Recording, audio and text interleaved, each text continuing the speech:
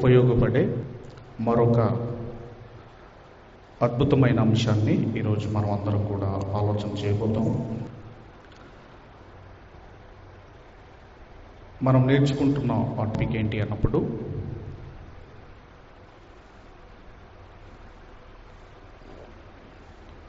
చేతి గీతలు నుదుటి రాతల వలననే మనకు అన్నీ జరుగుతాయా అన్నది ఈరోజు మనం అందరం కూడా ఆలోచన చేయబోతున్నాము. మరలా చెబుతున్నాను, చేతి గీతలు నుదుటి రాతల వలననే అన్నీ జరుగుతాయా అన్నది ఈరోజు మనం అందరం కూడా ఆలోచన చేయబోతున్నాము.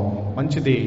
మరి మనందరికీ తెలుసు, అంటే మన భవిష్యత్తు ఎలా ఉన్నదో భవిష్యత్తు తెలుసుకోవాలని ప్రతి మనిషికి ఉంటుంది. అయితే భవిష్యత్ అనేది మనిషి అరచేతిలో ఉన్నది, లేదంటే ఈ గీతలలో ఉన్నదని చాలామంది ఈ చేతి గీతలను నమ్మేవాళ్ళు కూడా లేకపోలేదు. దాన్ని ఏమన్నారంటే స్టైల్గా హస్త సాముద్రికము అన్నారు. హస్త సాముద్రికము అంటే చేతి గీతలను బట్టి మనిషికి తన భవిష్యత్తు తెలుసుకోవచ్చు అనే ఒక నమ్మకము. అలాగే ఏదైనా కీడు జరిగిందనుకోండి, కీడు జరిగితే ఏమంటాడంటే ఒకటి ఏం భాష మాట్లాడతారంటే ఏమంటారు, గ్రహచారం అండి అంటారు. అంటే ఎక్కడో ఉన్న గ్రహాల వల్ల నాకేదో ఇలా జరిగింది అని కొంతమంది మాట్లాడతారు. ఇంకొంతమంది కూడా ఏదైనా కీడు జరిగితే అంతా మా తలరాతండి అని మాట్లాడే వాళ్ళు కూడా లేకపోలేదు. అంటే ఈ హస్త సాముద్రికము నమ్మేవాళ్ళు ఉన్నారు, అలాగే గ్రహచారము అని నమ్మేవాళ్ళు ఉన్నారు, అలాగే తలరాతలను కూడా నమ్మేవాళ్ళు ఉన్నారు. ఇప్పుడు ఒకవేళ మనిషి ఏదన్నా డెవలప్ అయ్యాడు అనుకోండి, ఒక జాబ్ సంపాదించాడో లేదంటే ఏదైనా సంపాదించాడో అనుకోండి, అప్పుడు ఏమంటాడంటే అంత నా తెలివి నా జ్ఞానం అంటాడు. కానీ ఏదైనా ఆపద జరిగినప్పుడు, ఏదైనా కీడు జరిగినప్పుడు అప్పుడు మనిషి మాట్లాడే మాట ఏంటంటే ఇదిగోనండి అంతా కూడా నా తలరాత అని దేవుని మీద నిందేసేవాళ్ళు లేకపోలేదు. దేవుడు నా తలరాత అలా రాశాడు కాబట్టి నాకు ఇలా జరిగింది. అదే డెవలప్ అయితే ఏదైనా ఉద్యోగం వస్తే మాత్రము అంతా నా జ్ఞానము నా తెలివి అంటాడు. కాబట్టి మరి ఈ చేతి గీతలు ఈ తలరాతల వలననే అన్ని జరుగుతాయని ఒకవేళ బైబిల్లో నుంచి మనం అందరం కూడా ఆలోచన చేయగలిగితే, ముందుగా మరి ఈ యొక్క చేతి గురించి మనం ఆలోచన చేయగలిగితే మన చేతిలో కొన్ని గీతలు ఉంటాయి. మనందరికీ తెలుసు, నేను చాలాసార్లు చెప్పాను. ఇవి ఎందుకున్నాయి అంటే మనం ఏదైనా పట్టుకున్నప్పుడు గ్రిప్పింగ్ కొరకు, దేని కొరకు? గ్రిప్పింగ్ కొరకు ఈ చేతి గీతలు అనేటివి ఉన్నాయి. మనము పుట్టినప్పుడు ఏం జరుగుతుందంటే ఇలాగ మనం చెయ్యి ముడుచుకొనే ఇలాగే ఉంటుంది మన చెయ్యి. ఇలా ముడుచుకోవటం వల్ల కొన్ని గీతలు అనేటివి ఏర్పడతాయి. ఆ గీతలలోనే మన హ్యాండ్ అనేది ఫోల్డ్ అవుతుంది. ఈ గీతలలోనే హ్యాండ్ అనేది ఇక్కడే ఫోల్డ్ అవుతుంది, అంతే తప్ప ఈ చేతి గీతలలో మనిషి భవిష్యత్ అనేది ఉండదు. ఇక మరి బైబిల్ గ్రంథంలో ఒక మాట మనం అందరం కూడా చదవగలిగితే, దయచేసి బైబిల్ గ్రంథంలో మనం అందరం కూడా చదవగలిగితే యోబు గ్రంథము 37వ అధ్యాయము, పరిశుద్ధ దేవుని గ్రంథంలో నుండి యోబు గ్రంథము 37వ అధ్యాయము 7వ వచనాన్ని మనం అందరం కూడా చదువుకుందాము. 7వ అధ్యాయము 7వ వచనము చదవము. మనుషులందరూ ఆయన సృష్టి కార్యములు తెలుసుకొనున్నట్లు ఆయన ముద్ర వేసి ఉన్నాడు. మనుషులందరూ ఆయన సృష్టి కార్యమును తెలుసుకొనున్నట్లు అంటే మనిషిని చేసింది ఎవరు అన్నప్పుడు దేవుడు తన స్వహస్తాలతో మనలను దేవుడు నిర్మించాడు. తన చేతులతో మనలను దేవుడు నిర్మించాడు.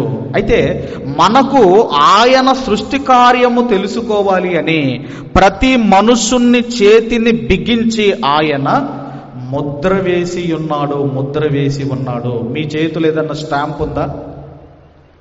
మీ చేతిలో ఏదన్నా ముద్ర ఏదైనా ఉందా, స్టాంప్ ఏదైనా ఉందా, సీల్ ఏదైనా ఉందా? బిగించి బిగించి బిగించి అన్న పదం ఎప్పుడు వాడతామంటే మనము ఇప్పుడు ఒక కారుకు డోర్లు బిగించారండి అని మాట్లాడుతూ ఉంటారు. మిర్రర్ బిగించారండి, బిగించి బిగించి. దేవుడు కూడాట ఇప్పుడు మనం రోబోట్ని తీసుకున్నాం అనుకోండి, వాళ్ళ చేతిని ఏం చేస్తారు, దానికి బిగిస్తారు. వాళ్ళు ఏ పార్ట్కు ఆ పార్ట్ను వాళ్ళు ఏం చేస్తారు, బిగిస్తారు. అలాగే దేవుడు కూడాట మన చేతిని బిగించి ఆయన ముద్ర వేసి ఉన్నాడు, ముద్ర వేసి ఉన్నాడు. ఈ చేతిలోనట దేవుని ముద్ర ఉన్నది. దేవుని సృష్టి కార్యం తెలియాలని మన చేతిలో ఆయన ముద్ర ఉన్నది. ఏ ముద్ర ఉన్నది ఈ చేతిలో? ఏ ముద్ర ఉన్నదంటే, ఏం సీల్ వేసాడు, ఏం స్టాంప్ వేసాడు అంటే, మీకున్న ఫింగర్ ప్రింట్స్ ప్రపంచంలో ఎవ్వరితో మ్యాచ్ కావు. ఇప్పుడే కాదు, ఇప్పుడున్న 800 కోట్ల ప్రజలే కాదు, ఆదాము దగ్గర నుండి ఇప్పటి వరకు ఎంతమంది అయితే మనుషులు పుడుతున్నారో అంతమంది మనుషులతో నీ యొక్క ఫింగర్ ప్రింట్స్ అనేటివి మ్యాచ్ కావు. అవుతాయా? ఒకవేళ ఎవడైనా నేరం చేశాడు, వాని ఫింగర్ ప్రింట్ మన ఫింగర్ ప్రింట్ ఒకేలాగా ఉన్నాయి అనుకోండి, ఏమైంది?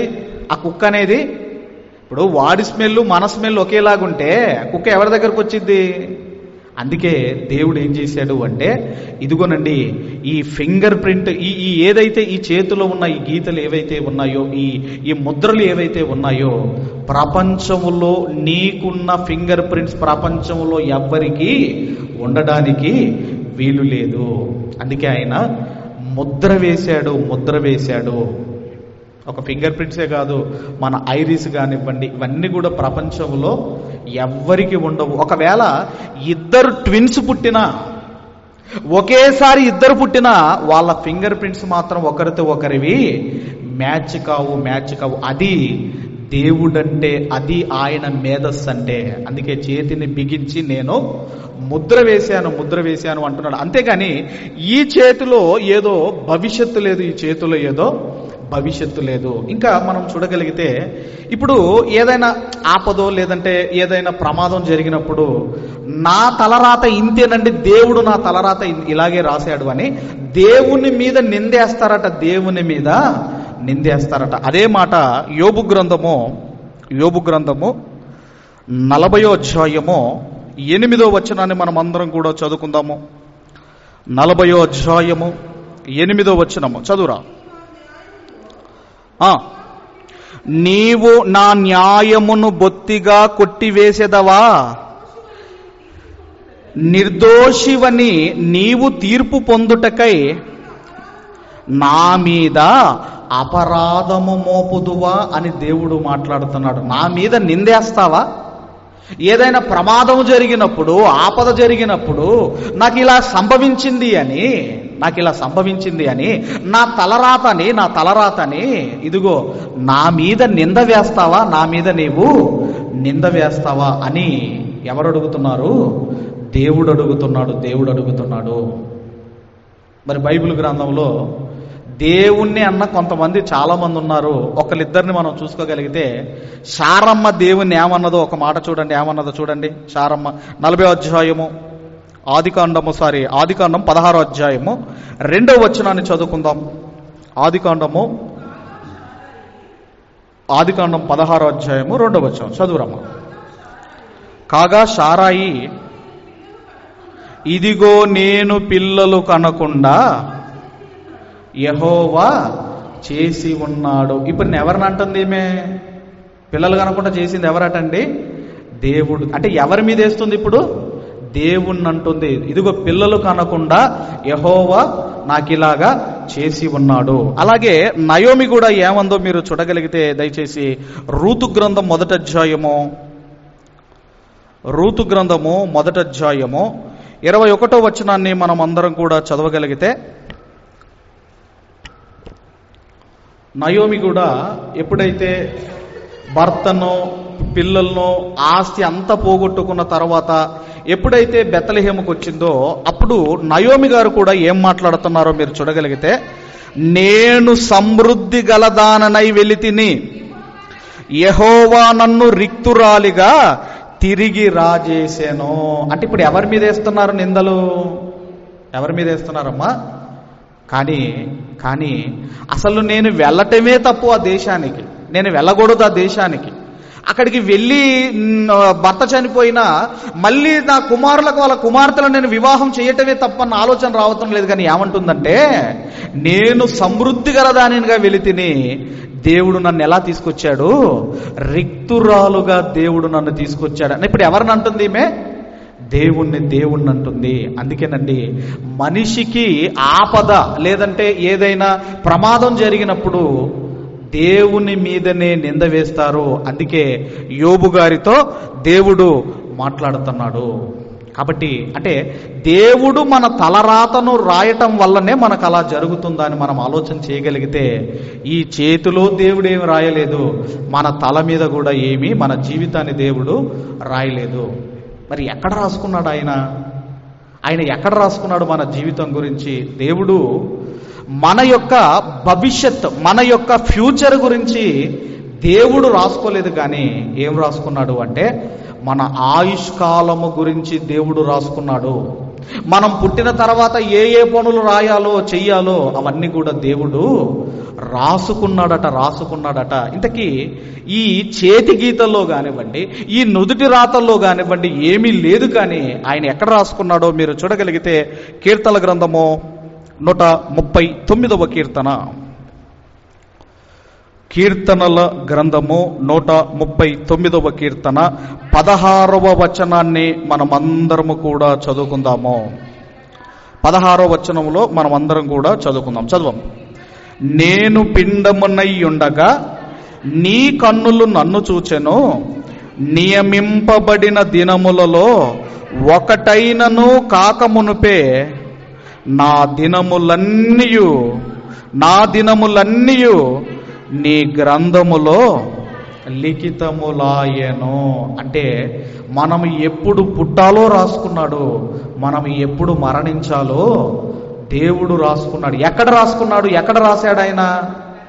ఎక్కడ రాశాడండి అమ్మ? ఆయన ఎక్కడ రాశాడు?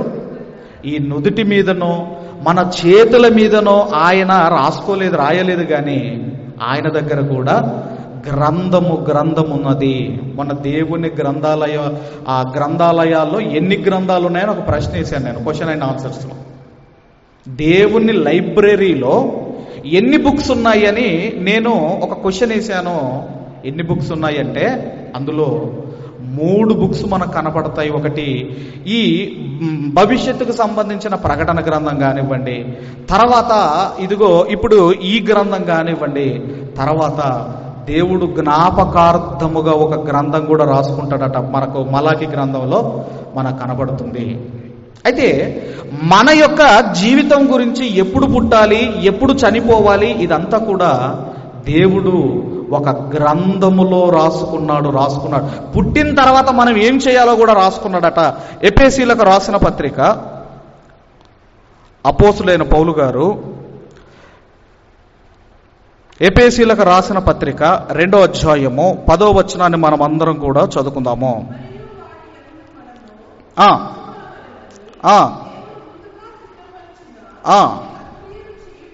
సత్క్రియలు చేయుటకై మనము క్రీస్తు యేసునందు సృష్టింపబడిన వారమై ఆయన చేసిన పని అయి ఉన్నాము. దేవుడు ఏం రాసుకున్నాడు అంటే, ఇదిగో ఫలాని వ్యక్తి ఎప్పుడు పుట్టాలి, ఫలాని వ్యక్తి ఎప్పుడు మరణించాలి, ఈ పుట్టుక ఈ మరణము మధ్యలో ఉన్న జీవిత కాలములో మనుషులు ఏమి చేయాలి అని దేవుడు రాసుకున్నాడు. ఏం చేయాలటంటే మనము సత్క్రియలు అంటే సత్యము అంటే వాక్యము, క్రియలు అంటే పనులు, వాక్య సంబంధమైన పనులను చేసుకుంటూ ఈ భూమి మీద మనం బ్రతకాలి అని దేవుడు తన గ్రంథములో రాసుకున్నాడు తప్ప మన నుదుటి మీద ఆయన రాయలేదు. ఇప్పుడు మనం పిల్లలు పుట్టిన తర్వాత తండ్రో లేదంటే తల్లి రాసుకుంటారు, ఇదిగో వీడు పుట్టాడు, వీడిని నేను IAS చేస్తాను, వీడు పుట్టాడు, వీడిని నేను డాక్టర్ను చేస్తాను, వీడిని నేను ఇంజనీర్ని చేస్తానని పిల్లలు పుట్టగానే తల్లిదండ్రులు ఎలాగైతే రాసుకుంటారో దేవుడు కూడా మన ఆయుష్కాలాన్ని రాసుకున్నాడు. అలాగే మనం ఏమి చెయ్యాలో దేవుడు రాసుకున్నాడు. ఇప్పుడు కొంతమంది మరి పిల్లలు అంబాడే టైంలో వాడు పాకే టైంలో కొన్ని పెడతారు. ఇలాగా ఏం పెడతారు? ఒకటి బంగారం పెడతారు, వెండి పెడతారు, ధనం పెడతారు, ఒక కత్తి పెడతారు, పుస్తకం పెడతారు, కొన్ని పెడతారు. ఆడ స్వీట్లు తినే అన్నీ కూడా పెడతారు. పెడతారు కదమ్మా, పెడతారు. పెట్టిన తర్వాత ఇప్పుడు ఒకవేళ వాడు బంగారం దగ్గరికి వెళ్ళాడు అనుకుందాం. ఇప్పుడు వాడు బాగా బంగారం సంపాదిస్తాడా? ఇప్పుడు ధనం దగ్గరికి వెళ్ళాడు అనుకుందాం. ఓహో, వీడు ధనం దగ్గరికి వెళ్ళాడు, అయితే వీని పేరు కోటి పెడదాము. ఇప్పుడు కోటి పెట్టినంత మాత్రం వాడు కోట్లు సంపాదిస్తాడా? పేరేమో కోటి ఉంటుంది కానీ జేబులో మాత్రమో 10 రూపాయలు ఉండవు. పేరు మాత్రమో కోటి అని పేరు పెట్టుకుంటారు. కాబట్టి ఇప్పుడు అక్కడ వాడేదో బుక్కు పట్టుకున్నంత మాత్రాన బాగా చదువుతాడా? కత్తి పట్టుకున్నంత మాత్రాన వాడు హంతకుడు అవుతాడా? కాబట్టి అంటే మనము ఏవైతే దేవుడు ఏవైతే రాసుకున్నాడో వాటి ప్రకారంగా ఎంతమంది బ్రతుకుతున్నారు? మనం రాసుకున్నంత మాత్రాన మన పిల్లలు అలా మారతారా? అందుకే ఏమన్నారు అంటే, పిల్లలను కనగలం కానీ పిల్లల భవిష్యత్తును మనము కనలేము. పిల్లల్ని అయితే కనగలుగుతాం కానీ వాళ్ళ భవిష్యత్తును మనం కనలేము.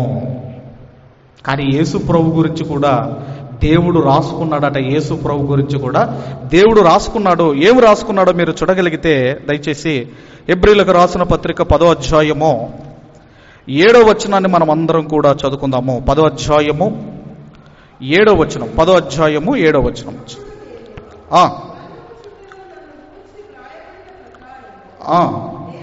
దేవా, నీ చిత్తం నెరవేర్చుటకు ఇదిగో నేను వచ్చి ఉన్నానంటిని. అంటే ప్రభువు గురించి, ప్రభు అయిన యేసుక్రీస్తు వారి గురించి కూడా దేవుడు రాసుకున్నాడు. అందుకే అంటున్నాడు, ఏమంటున్నాడు అక్కడ 7వ వచనంలో ఆయన అంటున్నాడు, అప్పుడు నేను గ్రంథపు చుట్టలో నన్ను గూర్చి వ్రాయబడిన ప్రకారము. ప్రభువు గురించి రాయబడింది, మన గురించి రాయబడింది. ఇప్పుడు ప్రభు అంటున్నాడు, ఇదిగో గ్రంథపు చుట్టలో నన్ను గురించి రాయబడిన ప్రకారము దేవా, నీ చిత్తము నెరవేర్చుటకు ఇదిగో నేను వచ్చి ఉన్నాను. ఆ గ్రంథపు చుట్టలో తన ఆఖరి రక్తపు బొట్టు వరకు కార్చాలి అని రాయబడింది. అందుకైనా ప్రభు సిలువలో వెళ్ళే ముందు రోజు, ఆ రోజు ప్రార్థన చేస్తూ ఏమని ప్రార్థన, అయ్యా ఈ గిన్నె నా యుద్ధ నుంచి తొలగించుము, అయినను నీ చిత్తమే నెరవేరాలి, అయినను నీ చిత్తమే. ఎందుకంటే యేసుక్రీస్తు వారి గురించి దేవుడు తన గ్రంథంలో రాసుకున్నాడు. మన గురించి కూడా ఎక్కడ రాసుకున్నాడు? తన గ్రంథములో రాసుకున్నాడు. అందుకే మన టాపిక్ ఏంటంటే, అమ్మ ఇప్పుడు వచ్చింది కాబట్టి మన టాపిక్ ఏంటిదిరా? చేతి గీతలు, నుదుటి రాతలు వల్లనే మనిషి అన్ని జరుగుతాయి అన్నది మనం చేతి గీతల వల్ల మనిషి, ఆ నుదుటి రాతల వల్లనే మనిషికి అన్ని జరుగుతాయి అన్నది మనం ఆలోచిస్తున్నాం. కాబట్టి ప్రభువు గురించి రాయబడిన ప్రకారం ఆయన అన్ని చేసి వెళ్ళిపోయాడు. కానీ మనుషులందరి గురించి దేవుడు రాసుకున్నాడే, ఎంతమంది దేవుడు రాసుకున్నట్టుగా బ్రతుకుతున్నారు? కాబట్టి మన భవిష్యత్ అన్నది మన చేతిలో లేదు, మన నుదుటి మీద లేదు. కానీ మన భవిష్యత్ అన్నది మనము బిల్డ్ చేసుకునే విధానములో ఉంది. మనం కట్టుకునే విధానములోనే మన భవిష్యత్ అన్నది ఆధారపడి ఉన్నది. ఇప్పుడు ఒక సొరకాయ తీగ కానివ్వండి, ఒక పొట్లకాయ తీగ, దీనికి సొరకాయ పొట్లకాయలు వచ్చినప్పుడు అవి ఇలా బెండయి వస్తాయి. ఇప్పుడు సొరకాయ పాదులు ఇట్లా బెండయి వచ్చినప్పుడు అవి స్ట్రేట్గా రావాలని ఏం చేస్తారు? వాడికి ఒక బరువు అయిన కర్రనో లేదంటే ఒక రాయో దాన్ని కట్టి ఏం చేస్తారు? దాన్ని అది స్ట్రేట్గా రావాలి. ఇప్పుడు స్ట్రేట్గా రావాలి అంటే ఒక సొరకాయ పాదు కావచ్చు, లేదంటే ఒక పొట్లకాయ కావచ్చు, అది స్ట్రేట్గా రావాలని దానికి కర్ర కట్టి దాన్ని మనం ఏం చేస్తున్నాము? అది స్ట్రేట్గా వచ్చేటట్లుగా, పెరిగేటట్లుగా మనమే చేస్తున్నాము. అలాగే మన భవిష్యత్తును కూడా మనమే నిర్మించుకోవాలి. అందుకే దేవుడు ఏమన్నాడో మీరు చూడగలిగితే ద్వితీయోపదేశ కాండము, దయచేసి అందరము కూడా ద్వితీయోపదేశ కాండము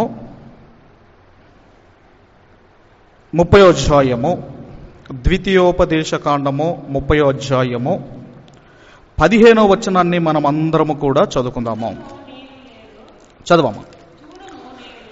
చూడుము, నేడు నేను జీవమును మేలును మరణమును కీడును నీ ఎదుట ఉంచి ఉన్నాను. దేవుడు అంటున్నాడు, జీవమును అంటే నిత్య జీవమును, మేలును, మరణమును అంటే నిత్య నరకమును, కీడును నీ ఎదుటే ఉంచి ఉన్నాను, నీ ఎదుటే నేను ఉంచి ఉన్నాను. అంటే ఏది పొందుకుంటావో, దేన్ని తీసుకుంటావో అంత నీ చేతిలోనే ఉంది అంటున్నాడు. కీడు పొందుకుంటావా, నీ చేతిలోనే ఉంది. మేలు పొందుకుంటావా, నీ చేతిలోనే ఉంది. మరణం పొందుకుంటావా, నీ చేతిలోనే ఉంది. నిత్య జీవం పొందుకుంటావా, నీ చేతిలోనే ఉంది, నీ చేతిలోనే ఉంది. ఇప్పుడు మన చేతిలో ఒక సీతకోక చిలుక ఉంది అనుకోండి, సీతకోక చిలుక ఉంది అనుకోండి. ఇప్పుడు అది చావాలన్నా బతకాలన్నా ఎవరి చేతిలో ఉంది? అది గట్టిగా అంటే ఏమైపోయింది? అది చనిపోతుంది. కాస్త లూజుగా పట్టుకుంటే బతికే ఉంటుంది. అంటే మనము కూడా మన జీవితంలో కూడా దేవుడు అంటున్నాడు, మేలు జరగాలన్నా నీ జీవితంలో నీ చేతిలోనే ఉంది, కీడు జరగాలన్నా అంతా కూడా నీ చేతిలోనే ఉంది, నీ చేతిలోనే ఉంది. ఇంకా దేవుడు చెబుతూ అదే 19వ వచనాన్ని కూడా మనం చదవగలి. అదే అధ్యాయము 19వ వచనాన్ని మనమందరం కూడా చదువుకుందాం. 19వ వచనం. నేడు జీవమును మరణమును ఆశీర్వాదమును శాపమును నేను నీ ఎదుట ఉంచి భూమి ఆకాశములను మీ మీద సాక్షులుగా పిలుచుచున్నాను. ఆశీర్వాదము, శాపము, జీవము, అలాగే జీవము మరణము నీ ఎదుటనే ఉంచాను, నీ ఎదుటనే నేను ఉంచాను. అంటే ఇప్పుడు ఏది పొందుకోవాలన్నా ఎవరి చేతిలో ఉంది? మన చేతిలోనే ఉంది, మన చేతిలోనే ఉంది. నువ్వు బాగుపడాలన్నా మన చేతిలోనే ఉంది. నువ్వు ఆశీర్వాదాలు పొందుకోవాలన్నా నీ చేతిలోనే ఉంది. మనం శాపాలు పొందుకోవాలన్నా మన చేతిలోనే ఉంది. అంతేగాని మనిషి భవిష్యత్ అన్నది మన నుదుటి మీద లేదు, మన చేతిలో లేదు. మరి ఎక్కడుంది అన్నప్పుడు మీ అందరికీ తెలుసు, ఇప్పుడు రిలయన్స్ అధినేత ఎవరు? ఇప్పుడు రిలయన్స్ అధినేత ముఖేష్ అంబానీ. ముఖేష్ అంబానీ తెలుసు కదా మనకు, ముఖేష్ అంబానీ.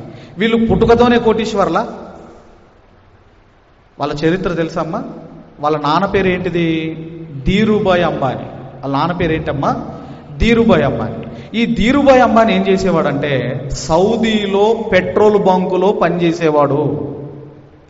పెట్రోల్ బంకులో పనిచేసేవాడు కోటీశ్వరుడా? వాళ్ళ ప్రారంభం చెబుతున్నాను మీకు. ధీరుభాయ్ అంబానీ అనేవాడు ఎక్కడ పనిచేసేవాడు? సౌదీలో పెట్రోల్ బంకులో పనిచేసేవాడు. అక్కడ వాళ్ళు ఏమి ఇచ్చేవారంటే శాలరీగా సిల్వర్ కాయిన్స్ ఇచ్చేవాళ్ళట. అక్కడ వాళ్ళ కరెన్సీ ఏంటంటే ఆ రోజులలో ఈ వెండి బిల్లలు ఆ రోజులలో అక్కడ వాళ్ళ కరెన్సీ కాబట్టి వాళ్ళు వెండి బిల్లలు ఇచ్చేవాళ్ళట. అప్పుడు ఈయన ఏం ఆలోచించాడంటే ఇవి ఇక్కడే ఉంటే ఖర్చు అయిపోతాయి, ఇక్కడే ఉంటే నేను వాడుకుంటాను, ఖర్చు చేసుకుంటాను అని ఖర్చులు తగ్గించుకొని ఆ వెండి బిల్లలు మన భారతదేశానికి తీసుకొని వచ్చి ఆయన ఏం చేసేవాడంటే ఇదిగోనండి కరిగించి వాటిని ఏం చేసేవాడంటే అలాగా అతను చిన్నగా ఇక్కడికి వచ్చిన తర్వాత బిజినెస్ స్టార్ట్ చేశాడు. ఆయన చిన్న బిజినెస్ స్టార్ట్ చేశాడు. ఆ తర్వాత ఈరోజు వాళ్ళ అబ్బాయి కానివ్వండి, వాళ్ళు కానివ్వండి, మన ఇండియాలోనే టాప్ మోస్ట్ ధనవంతులు. అంటే మరి వాళ్ళ ప్రారంభం ఏంటి? వాళ్ళ ప్రారంభం ఏంటంటే ఇదిగో వాళ్ళ నాన్న ఒక బంకులో పనిచేసేవాడు. అందుకే కష్టపడ్డారు, పైకొచ్చారు. ప్రపంచంలోనే ధనవంతుల స్థానాలలో టాప్ 10 ధనవంతుల్లో ఈరోజు ముఖేష్ అంబానీ కూడా ఒకడు. ఒకప్పుడు మరి ఆయన పేరేంటి, ఆయన పేరేంటిరా, ఈటీవీ రామోజీరావు కూడా పచ్చళ్ళు అమ్మేవాడట. పచ్చళ్ళు పికిల్స్ అమ్ముకునేవాడట. ప్రియా పికిల్స్ అమ్ముకునేవాడట, ఆయన పచ్చళ్ళు అమ్ముకునేవాడట. అలాగే పుల్లారెడ్డి స్వీట్స్ అనేవి కూడా ఉంటాయి, ఆయన కూడా ఈ నెయ్యి కానివ్వండి ఇవన్నీ కూడా అమ్ముకునేవాడట ఆయన కూడా. వీళ్ళంతా కూడా ఈరోజు కోటీశ్వర్లు ఎలా అయ్యారు అంటే కష్టే ఫలి అంటారు కదా. కష్టపడితే నీవు సుఖపడతావు, కష్టపడితే నీవు సుఖపడతావు. కష్టపడే సమయంలో నువ్వు సుఖపడ్డావు అనుకో, నువ్వు సుఖపడే సమయంలో నువ్వు కష్టపడతావు. అందుకే పెద్దలు ఏం చెబుతారంటే, ఈ యవనస్తులకు చెప్పేటప్పుడు పెద్దలు ఏం చెప్తారంటే, 25 సంవత్సరాలు వచ్చేంత వరకు నువ్వు కష్టపడి చదివితే, 20 సంవత్సరాలు వచ్చే వరకు నువ్వు కష్టపడి చదివితే, మిగిలిన 55 సంవత్సరాలు కాలు మీద కాలు వేసుకొని దర్జాగా నువ్వు సుఖపడతావు. ఈ 25 సంవత్సరాలు గనక నువ్వు సుఖపడితే, 20 సంవత్సరాలు గనక నువ్వు సుఖపడితే, మిగిలిన 55 సంవత్సరాలు నీవు కష్టపడవలసిన పరిస్థితులు వస్తాయి. అప్పుడప్పుడు కొన్ని వీడియోలు చూస్తూ ఉంటే దుఃఖం ఆగదండి. కొన్ని వీడియోలు చూస్తూ ఉంటే తండ్రి అట, ఒరే స్కూల్కి వెళ్ళి చదువురా అంటే అస్సలు వాడు స్కూల్కి వెళ్ళేవాడు కాదట. ఒకరోజు వాడు మన ఏంటిదంటే ఇల్లులు కట్టే పనికి వెళ్ళి వాడు సిమెంట్ బ్యాగులు మోస్తూ వీడియో తీసి చెప్పాడు, ఇదిగో రే నేను రోజు 50 బ్యాగులు మోసుకుంటూ పైకి వెళ్ళాలి, 50 బ్యాగులు మోసుకుంటూ పైకి వెళ్ళాలి. మీరైనా పిల్లలరా, నాకులాగా మీరు టైం వేస్ట్ చేసుకోకండి, కష్టపడి మీరు చదవండి. ఇలాంటివి ఎన్నో సందర్భాలు. అలాగే అమెరికా ప్రెసిడెంట్ ఒకప్పుడు అబ్రహాం లింకన్, ఆయన ఏం పని చేసేవాడు? చెప్పులు కుట్టుకునేవాడు. మరి ఎక్కడికి వెళ్ళిపోయాడంటే, ఒక ప్రెసిడెంట్ హోదాలోనికి వెళ్ళిపోయాడు. అంటే ఏ గొప్ప వ్యక్తి చరిత్ర మనం కదిలించినా దాని వెనకాల ఏముందంటే కష్టం ఉంది. కష్టపడితే నీ జీవితంలో సుఖపడతావు. అదే ఇప్పుడే మనం సుఖపడ్డాం అనుకోండి, మన లైఫ్లో మనము మిగిలిన సంవత్సరాలన్నీ కూడా మనము కష్టపడే పరిస్థితులు వస్తాయి. కాబట్టి మనం ఆలోచన చేయగలిగితే, అందుకే అక్కడ దేవుడు అంటున్నాడు, మొత్తము నేను నీ ఎదుటనే ఉంచాను. అంటే మీరు డెవలప్ అవ్వాలన్నా, మీ పిల్లల భవిష్యత్తు బాగుండాలి అన్నా, అంతా కూడా మీ చేతిలోనే ఉంది. అసలు ధనవంతుడు ఎవడు కూడా నటండి మనకులాగా 7, 8, 9 గంటల దాకా అసలు ఎవడు పడుకోడట. ఎందుకు చెప్పండి? వాళ్ళు ఎర్లీ మార్నింగే లేచిపోయి ఎక్సర్సైజులు చేసి వాళ్ళ అంత డ్యూటీ మైండెడ్తో ఉంటున్నారు. కాబట్టే వాళ్ళ ధనాన్ని రెట్టింపు చేసుకొని ఇదిగో దర్జాగా వాళ్ళు బ్రతుకుతున్నారు. అందుకే కష్టపడితే మన జీవితంలో మనము సుఖపడతాము. ఒక మాట వ్రాయబడింది మరి ప్రసంగి గ్రంథంలో కూడా మనము చూడగలిగితే, ఒక అద్భుతమైన మాట ఎలా సంపాదించుకోవాలో చెబుతున్నాడు. ప్రసంగి గ్రంథము 2వ అధ్యాయము 21వ వచనాన్ని మనం అందరం కూడా చదువుకుందాము. ఒకడు జ్ఞానముతోనూ తెలివితోనూ యుక్తితోనూ ప్రయాసపడి ఏదో ఒక పని చెయ్యును.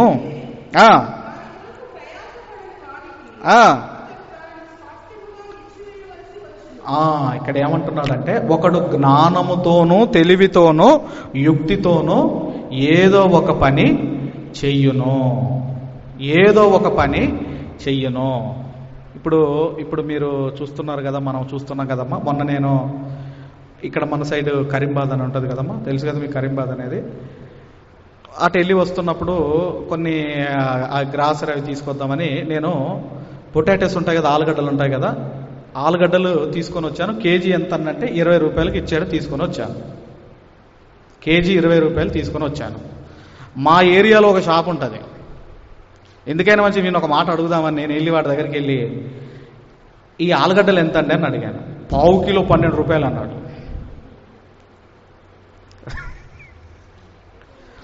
చాలా రేటు ఉన్నాయి, ఆలుగడ్డలు దొరకట్లేదు. వాడు ఎప్పుడు చెప్పినా ఏదో ఒకటి వాడు 12 రూపాయలు. ఇప్పుడు పావు కిలో 12 రూపాయలు అంటే కిలో ఎంత అమ్మా? 1 కేజీకి ఎంత? 1 కేజీకి ఎంత అమ్మా? 48 రూపాయలు. నేను తెచ్చింది ఎంత అమ్మా? 20 రూపాయలు. అంటే ఇప్పుడు ఎంత లాభం వల్ల అమ్మా? 28 రూపాయల లాభము. అందుకే ఏమంటున్నాడు ఇక్కడ, జ్ఞానముతోనూ తర్వాత తెలివితోనూ యుక్తితోనూ ప్రయాసపడి ఏదో ఒక పని చెయ్యును. ఇప్పుడు ఒక కిరాణా షాప్ ఉందా అనుకోండి, ఇప్పుడు డీమార్ట్లోకి వెళ్ళి ఒక థమ్స్అప్ బాటిల్ తీసుకుంటే ఎంత ఉంటుంది? 50 రూపాయలు 40 రూపాయలు ఉంటుంది. బేకరీలో తీసుకుంటే ఎంత ఉంటుందమ్మా? 90 రూపాయలు 100 రూపాయలు 110 రూపాయలు. మరి ఇటు తెచ్చేది ఎంత? ఇంకా డీమార్ట్లోకి వెళ్తే అంతా ఇంకా ఒకేసారి బల్క్ తీసుకున్నాం అనుకోండి.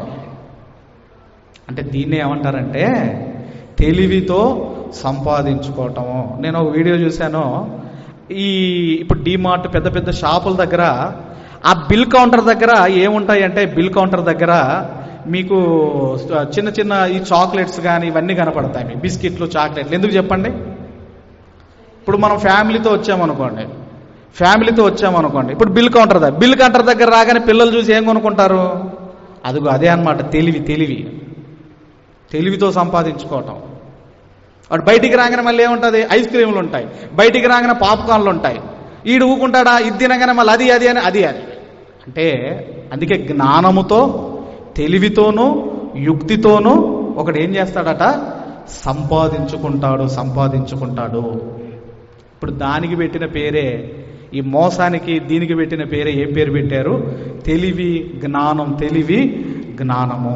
కాబట్టి మనం ఆలోచన చేయగలిగితే, మీరు ఎంత కష్టపడితే, ఇది ఏదన్నా మీ జాబ్ కావచ్చు, మీ స్టడీ కావచ్చు, మీరు ఏ రంగములో ఉన్నారో ఆ రంగంలో మీరు ఎంత కష్టపడితే అంత ఉన్నతమైన స్థితికి మీరు వెళ్తారు.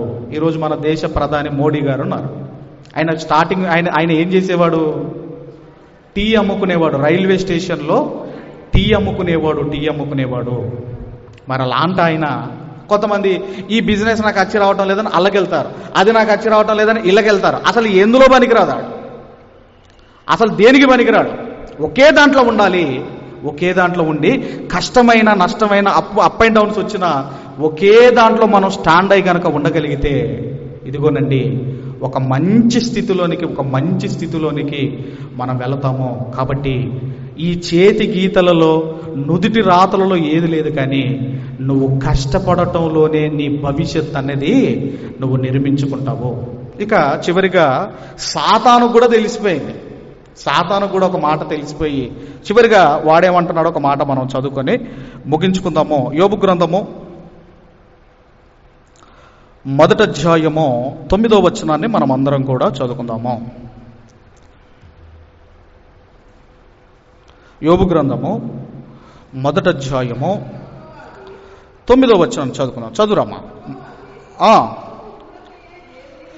అపవాది యోబు ఊరకయే దేవుని యందు భయభక్తులు కలవాడాయనా, నీవు అతనికిని అతని ఇంటివారందరికిని చుట్టూ కంచె వేసితివి కదా. నీవు అతని చేతి పనిని దీవించుట చేత అతని ఆస్తి దేశములో బహుగా విస్తరించి ఉన్నది. అయినను నీవు ఇప్పుడు నీ చెయ్యి చాపి అతనికి కలిగిన సమస్తము మొత్తిన ఎడల అతడు నీ ముఖము ఎదుటనే దూషించి నిన్ను విడిచిపోవునని యెహోవాతో అనగా. అంటే అపవాదికి ఏమర్థమైపోయిందంటే, మనిషి ఆశీర్వదించబడితే దేవుడు నన్ను ఆశీర్వదించాడు అంటారు. ఒకవేళ మనిషికి ఏదైనా కీడు ఆపద వస్తే ఇదిగో దేవుణ్ణి దూషిస్తాడు, ఇది తలరాత అంటాడు, ఇవన్నీ అంటాడని ఎవరికి అర్థమైపోయింది? అపవాదికి, సాతానుకు అర్థమైపోయింది. అంటే ఏదైనా జరిగితేనేమో దేవుణ్ణి మీద నిందేస్తాడు, దూషిస్తాడు. ఏదైనా మేలు జరిగితేనేమో నా తెలివి, నా జ్ఞానం అంటాడు. కాబట్టి దేవుడు మనల్ని ఒక రోబోట్ లాగా దేవుడు మనల్ని చేయలేదు. ఆ రోబోట్ అనేది తయారు చేసిన వాడి ఆధీనంలో ఉంటుంది. మొన్న ఒక రోబోట్ ఏం చేస్తుందంటే తంతుంది. ఆ వీడియో ఒకళ్ళు నాకు పంపించారు. తయారు చేసుకున్న రోబో ఏం చేస్తుందంటే వాళ్ళను కొడుతుంది, వాళ్ళ మీదకి దాడి చేస్తూ ఉంది. అంటే దేవుడు మనలను ఒక రోబోట్ లాగా చేయలేదు, దేవుడు నీకు నాకు మనందరికీ మనుషులందరికీ స్వాతంత్రం ఇచ్చాడు. ఇప్పుడు ఈ ఫ్యాన్ ఉంది. ఈ ఫ్యాన్ ఎవరి ఆధీనంలో ఉంటుంది? మన ఆధీనంలో ఉంటుంది. మనం స్విచ్ చేస్తేనే తిరిగిద్ది అది. మనం స్విచ్ ఆఫ్ చేస్తే ఆగిపోయింది. ఒక లైట్ కానివ్వండి, ఏదైనా ఎలక్ట్రానిక్స్ ఏదైనా మన ఆధీనములో ఉంటుంది. అంటే మనము దానికి స్విచ్ చేస్తేనే అది పనిచేస్తుంది. దేవుడు అలా మనల్ని చేయలేదు. కాబట్టి మనం చేయవలసింది ఏంటంటే ఈ లోకములో కష్టపడితే మన జీవితంలో మనము సుఖపడతాము. అదే మనం సుఖపడ్డాము అనుకోండి, మన లైఫ్లో మనము కష్టపడతాం. ఈరోజు యవనస్తులు చాలా మంది ఏంటంటే కష్టపడే సమయంలో సుఖపడుతున్నారు, సుఖపడవలసిన సమయంలో చాలా కష్టపడుతున్నారు. ఎప్పుడు గుర్తుంచుకోండి, మన లైఫ్ ఎప్పుడు ఒకేలాగా ఉండదు. ఈరోజు నేను హాయిగా తింటున్నాను, హ్యాపీగా పడుకుంటున్నాను, నాకు అన్నీ ఉన్నాయని ఎప్పుడు మన లైఫ్ ఎప్పుడు ఒకేలాగా ఉండదు. గుర్తుంచుకోండి. రేపు ఏదైనా ఆపద వస్తే ఎవ్వరు నిన్ను పట్టించుకోరు. ఆపద వచ్చిందా ఎవ్వరు మనల్ని పట్టించుకోరు. నీ దగ్గర డబ్బు లేదా, కనీసం నీ చుట్టాలు కూడా నీ దగ్గరికి రారు. కాబట్టి మన అంశం ఏంటంటే చేతి గీతలు నుదుటి రాతల వల్లనే అన్నీ జరుగుతాయి అంటే వాటి వల్ల అన్నీ జరగవు. ఎందుకంటే మన భవిష్యత్తు దేవుడు మన చేతిలోనో మన నుదుటి మీదనో ఆయన రాయలేదు. ఈ గ్రహచారం అనేది ఏముండదండి. గ్రహచారం అంటారు కదమ్మా, గ్రహాలు. ఇప్పుడు ఎక్కడో ఉన్న ఈ గ్రహాలకు మనకు సంబంధం ఏంటి? గ్రహాలను శాంతిపరచాలంటే అసలు ఆ గ్రహానికి, ఇక్కడున్న భూమి మీద ఉన్న ఈ గ్రహానికి నీకు దానికి సంబంధం ఏంటి అమ్మా? ఇప్పుడు ఆ లైట్ని చూసి మీ జాతకం చెప్తే ఏమన్నా దాంట్లో ఏమన్నా మీరు నమ్ముతారా? మేము నేను అక్కడ బందర్ బీచ్కి వెళ్ళాం. బందరు అది మచిలీపట్నం బీచ్. అది ఆ బీచ్కి వెళ్ళాము. మేము వెళ్తా ఉంటేనే అక్కడ వాడు చిలక దోషితం చెబుతూ వాడు ఏం చేస్తున్నాడు, చిలకని తీసి అక్కడ మంచిగా ఆమె వెల్ ఎడ్యుకేటెడ్ ఆమె వచ్చి ఆడ కూర్చుండి నాకేమేమైతే చెప్పండి అని వాడిని అడుగుతా ఉంది. అసలు వాడి భవిష్యత్తు మంచుకుంటే ఆడెందుకు కూర్చుంటాడు వాడు అని ఎవరు ఆలోచించరే? వాడి భవిష్యత్తే బాగుంటే దాన్ని పట్టుకొని ఆడెందుకు కూర్చుంటాడు వాడు? కాబట్టి ఇదంతా కూడా ఈ చేతుల్లోనో ఈ గీతలలో లేదు, కానీ అంతా కూడా నీ కష్టం మీద ఆధారపడి ఉన్నది. నీ కష్టానికి దేవుని ఆశీర్వాదం తోడైతే ఒక మంచి భవిష్యత్తు ఈ భూమి మీద దేవుడు మనకిస్తాడు. అలాంటి భవిష్యత్తు మనం అందరం పొందుకోవాలని కోరుకుంటూ ఈ మాటలు ముగిస్తున్నాను. దేవుడు మనందరిని దీవించి ఆశీర్వదించును గాక. ఆమేన్.